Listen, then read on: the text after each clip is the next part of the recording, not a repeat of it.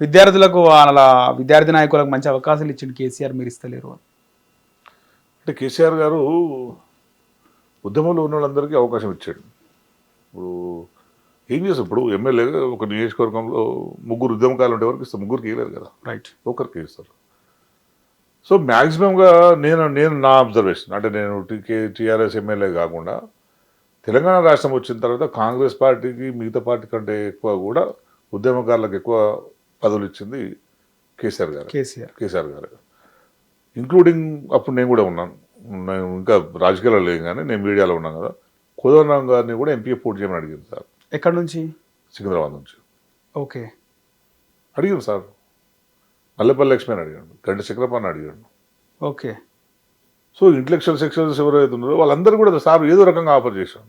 నేను ఇంకోటి 2014లోనే గద్దరన్నకు cantonment seat 14లో నేను మాట్లాడినా. కేసీఆర్ సార్ చెప్తారు కదా, చాలా మంది తెలియదు. కేసీఆర్ గద్దర్ గారిని బయట కూర్చోబెట్టారు, అది చెప్తారు. ఇవన్నీ ఏంటంటే కేసీఆర్ గద్దర్కి అన్యాయం చేసాడంటే సరే అది వేరే అంశం కావచ్చు.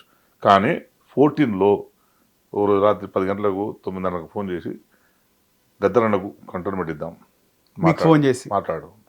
ఓకే, మాట్లాడు అన్నాడు. మీరు మాట్లాడిరా? మాట్లాడినాను నేను గద్దర్ గారితో. వద్దన్నాడు. ఏమన్నాడు? వద్దురా అన్నాడు. లేదన్నా సూర్యం పెడదాం అన్న. వద్దురా, ఇంకా గట్టి ఫోన్ ఇంకా చెప్పినా కదా, వద్దని చెప్పినా కదా. ఎందుకంటే నాకు కొంచెం చనివి ఎక్కువ ఉంటుంది. అరే చెప్పినా కదా ఒకసారి, వద్దని చెప్పిన నాకు పార్టీకి వద్దు, దొరకు థ్యాంక్స్ అని చెప్పు. దొర అంటే కోపూసి అట్లంటాడు. కోపూస్తే అడిగి నేను థ్యాంక్స్ అని చెప్పు, నేను చేయను గద్దరన్న. వాస్తవం. అంటే బీఆర్ఎస్ నుంచి టీఆర్ఎస్ నుంచి ఎందుకు పోటీ చేయాలన్నా? టీఆర్ఎస్ నుంచి లేలే, అంటే ఆ పార్టీ నుంచి ఎందుకు పోటీ చేయాలన్నా? గద్దరన్న అంటే అట్లా కాదు, ఆయన కూడా తెలంగాణ ప్రజా ఫ్రంట్ అనే ఒక పార్టీ పెట్టి పార్టీ నుంచి పోటీ చేద్దామని కాదు. గద్దరన్న అప్పటికి మావోయిస్ట్ పార్టీతో ఉన్నాడు. ఓకే. సో వాళ్ళు ఎలక్షన్కు వ్యతిరేకం. సో ఎందుకంటే బయట కూడా ఇప్పుడు మావోయిస్ట్ పార్టీ కూడా కొంచెం ఇది కనుక నేను చెప్తాను, వాస్తవం అది. సో తను మావోయిస్ట్ పార్టీతో ఉండే. ఓకే. సో మావోయిస్ట్ పార్టీ దానికి వ్యతిరేకం కదా ఎలక్షన్ రావడానికి. సో తను మళ్ళీ పార్టీ అడగాలి ఇవన్నీ ఎందుకు అని వద్దనుకున్నాడు, అంతే సింపుల్. ఓకే. అందరికి ఏముంది, అందరు తెలంగాణ వచ్చిన సాటిస్ఫాక్షన్తోనే అదే మైకంలో ఉన్నారు తప్పించి పోటీ చేయాలి, నిజమైన ఉద్యోగాలు ఎవరు పదవులు రావాలనే ధ్యాసతో ఆ టైంలో లేరు. హ్యాపీగా ఉన్నారు అంతే అంతే.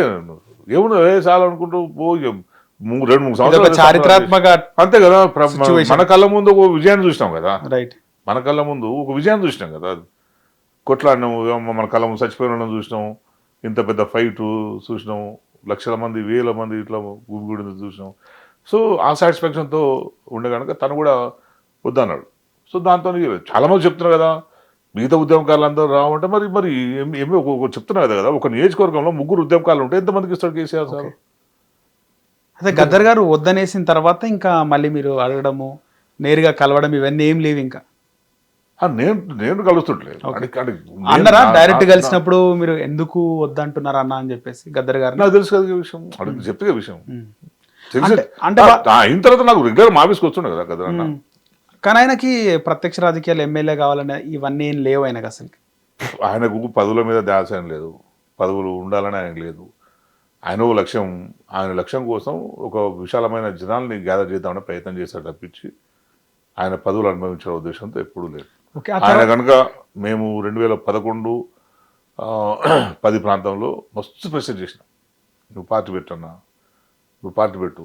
మేమందరం 2012లో 12-11 తెలంగాణ ప్రజా ఫ్రంట్ అని పెట్టినటువంటి పార్టీ. ప్రజా ఫ్రంట్ కంటే ముందు కూడా ప్రజా ఫ్రంట్ పార్టీని చేయాలని చెప్పి అన్నాం. ఇంకా ప్రజా ఫ్రంట్ ఏర్పడలేదు. ప్రజా ఫ్రంట్ ఏర్పడక ముందే చాలా చర్చలు జరిగినాయి. అన్నా నువ్వు ఇట్లా కాదు అంటే, లేదు మా పార్టీ అది కాదన్నా. మీ పార్టీ అది కాదన్నా, మరి పార్లమెంట్లో బిల్లు పెట్టాలంటారు. పార్లమెంట్లో బిల్లు పెట్టాడు ఎవరు పెట్టాలి? పార్లమెంట్లో బిల్లు పెట్టాలంటే నీకు ఎన్నికల ద్వారానే సాధ్యం అది. అవును. మరి డిమాండ్ చేయడం ఎందుకు చేస్తున్నాం? మరి కొట్లాడు తీసుకోండి. అట్లా కాదన్నా అంటే మేము కూడా వితండ వాదనకి ఇచ్చినాం. అది కాదు రా, ఇంకా కాదు ఒళ్ళు పెట్టు, పార్టీలో వాళ్ళు వింటలేరు, వాళ్ళు అన్నకుండే పార్టీ పెట్టాలి. నువ్వు పార్టీ పెట్టుంటే గద్దరన్న 14లో మినిమం 52 సీట్లు వస్తుండే, 50 వస్తుండే, బాగా కొడుతుండే. కానీ అప్పుడు ఆ టైంలో వాళ్ళు నిర్ణయం తీసుకోవడం తప్పింది. డబ్బులతో కూడా పని కదన్నా గద్దర్ గారు ఎక్కువగా ఉద్యమం. నువ్వు 14లో కేసీఆర్ సార్ ఏం డబ్బులు పెట్టి ఏమున్నాయి పాపం. పోటీలు ఏముండే సార్కి, ఏం లేదు కదా. కాంగ్రెస్ పార్టీ అప్పటికి అధికారంలో ఉన్నది కదా 10 ఏళ్ళు. కేసీఆర్ సార్ ఉద్యమం చేసి అది చేసి మొత్తం డ్రై కదా. సో ప్రతి సందర్భంలో డబ్బులే పనికొస్తాయని మనం అనుకుంటున్నాం. సో అట్లా గతరన్న అట్లా.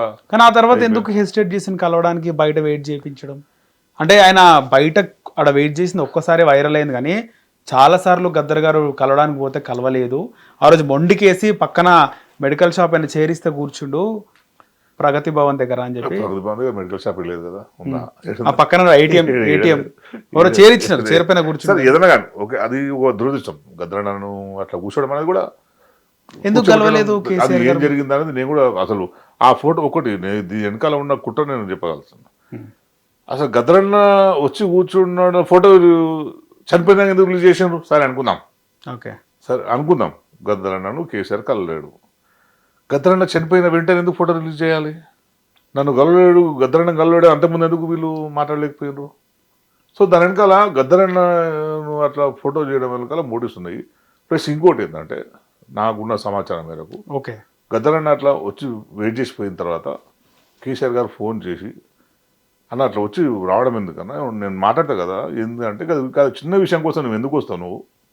ఓకే అది ఏదో చిన్న ఏదో వాళ్ళ ఊర్లో ఏదో ఆయన లిఫ్ట్ కోసం, అది నేను చెప్పినా కదా ల్యాండ్ది, నువ్వు దాంతో చిన్న దానికోసం ఎందుకన్నా నేను పిలిపించుకుంటా మాట్లాడతా నీతో అని కేసీఆర్ సార్ కూడా మాట్లాడినని నాకు సమాచారం. ఓకే గద్దరన్నతో అది అయిపోయింది.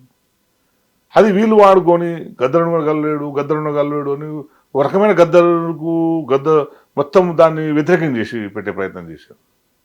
దానివల్ల ఇక గద్దరన్న అందరు సెంటిమెంట్ కదా, మేము టీఆర్ఎస్లో కూడా మాకు సెంటిమెంట్, ఆయన లేదు మేము లేము, అందరి మనిషి అయినా. సో అందరూ కూడా హర్ట్ అయ్యారు ఆ విషయంలో. సో ప్రజలు కూడా కాంగ్రెస్ పార్టీ గెలవడానికి కూడా అది కారణం. అది ఓకే మొన్న గెలవడానికి గద్దరన్న ఫోటో పెట్టుకొని గెలిచారు వాళ్ళు. గద్దరన్న ఫోటో పెట్టుకొని గెలిచారు 100%. అది ఓకే. సో గద్దరన్న లాంటి లెజెండ్ని, తెలంగాణ ఉద్యమకారిని కూడా అవమానించారని చెప్పి ప్రజలు ఎస్టాబ్లిష్ చేసి వాళ్ళ నుంచి ప్రయోజనం పొందే ప్రయత్నం చేశారు. ఆయన చనిపోయినప్పుడు కూడా రేవంత్ రెడ్డి టీపీసీ అధ్యక్షునిగా బాగా సపోర్ట్గా నిలబడ్డాడు. అట్లా కాదు, ఇప్పుడు మరి గవర్నమెంట్ గద్దరన్న ఆయన కలవద్దు అనుకుంటే అంత్యక్రియ ఎందుకు గవర్నమెంట్ లాంఛనాలతో చేస్తుంది? సో నువ్వు గద్దరన్న పట్ల కేసీఆర్ గారికి వ్యతిరేకత ఉంది అని అనుకుంటే ప్రభుత్వం ఎందుకు అధికార లాంఛనాలతో చేస్తుంది? చేయదు కదా. కేసీఆర్ సార్ వచ్చి చాలాసేపు కూర్చొని వాళ్ళని ఎందుకు ఓదారుస్తాడు? సో ఇవన్నీ అంటే తన చావుని రాజకీయంగా ఉపయోగించుకునే ప్రయత్నం చేశాను. సో ఇటువైపు నుంచి కూడా కేసీఆర్ను కలవలేడు అనేది గద్దరన్న ఒక్కగా, మిగతా వాళ్ళతో కూడా ఇష్యూస్ ఉన్నాయి కనుక దాన్ని మనం ఎందుకు జరిగింది ఏంది అనేది ఇక నాకు కూడా కొన్ని తెలుసాను కదా, కొన్ని బహిరంగ చెప్పాలి. ఎందుకంటే టికెట్ ఇస్తానప్పుడు ఇప్పుడు నేను అనుకుంటున్నాను మామూలుగా, నేను టికెట్ ఇస్తానప్పుడు వద్దన్నాడు, నాదేం పని అనుకోవచ్చు కదా. ఇప్పుడు మీ చెలుగు ఉంటుంది, రైట్, టికెట్ ఇస్తా అంటే వద్దన్నాడు, మరి బహుశా అట్లా అనుకున్నాడేమో. నేను ఇప్పుడు అడగలేను, ఎందుకంటే నాకు కూడా చాలాసార్లు చెప్పిండు, అరే కలవాలరా అంటే నేను కూడా చెప్తే ఏందంటే విషయం అంటే సీఎం నరసింహరావుతో కల్పించాడు. ఓకే, ఏదో ఇష్యూ ఉంది వాళ్ళని నరసింహరావుతో కల్పించాడు. సో అది నరసింహరావు లెవెల్లో అయిపోయే పని, మళ్ళీ మనం కలుద్దాంలే అన్నతో తీరిక కలుద్దామని నాతో కూడా. మీతో ఎప్పుడైనా అన్నాడా మీరు ఎమ్మెల్యే అయిన తర్వాత? ఎమ్మెల్యే అయిన తర్వాత ఇక నాకు అన్నయ్య కలుద్దాం చెప్తాను, నేను తీసుకుపోతుంటాను. నేను ఎమ్మెల్యే అయిన తర్వాత ఇంకా నేను కూడా కొంచెం విలేజ్కే పరిమితం కావడం వల్ల ఎక్కువ తన దగ్గరికి పోలేకపోయినా. అంటే నేను పోయినప్పుడు తను నేను ఫోన్ చేసినప్పుడు తను లేకపోవడం, ఎందుకంటే పాపం కేసులు ఎక్కువైపోయినాయి, బెంగళూరు తిరుగుడు ఎక్కువైపోయింది, వేరే ప్రాంతాలు తిరగడం ఎక్కువైపోయింది. సో ఆ టైం మనం సెట్ కాలే పాపం. నేను కూడా అదే 4 సంవత్సరాలు నేను కూడా మిస్ అయినాను. అట్లా సో టచ్ లో ఉన్నాం మాట్లాడు. హిట్ టీవీ యాప్, ఇందులో short news, live news, entertainment shows, movies, digital magazines తో పాటు మీ జిల్లా వార్తలను కూడా ఫ్రీగా చూడొచ్చు.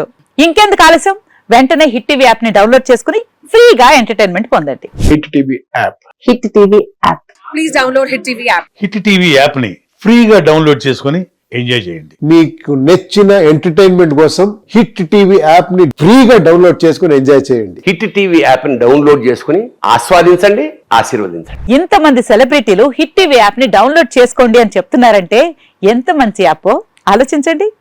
అమెరికా అమెరికా అమెరికా అమెరికాలో చదవాలనుకునే వాళ్ళకి విశ్వసనీయమైన పేరు మన శౌర్య కన్సల్టెన్సీ. UK లో 1 year masters, UK లో 1 year masters, 2 years work permit up to 5 years visa. Contact Saurya Consultancy. Contact 89851 89851.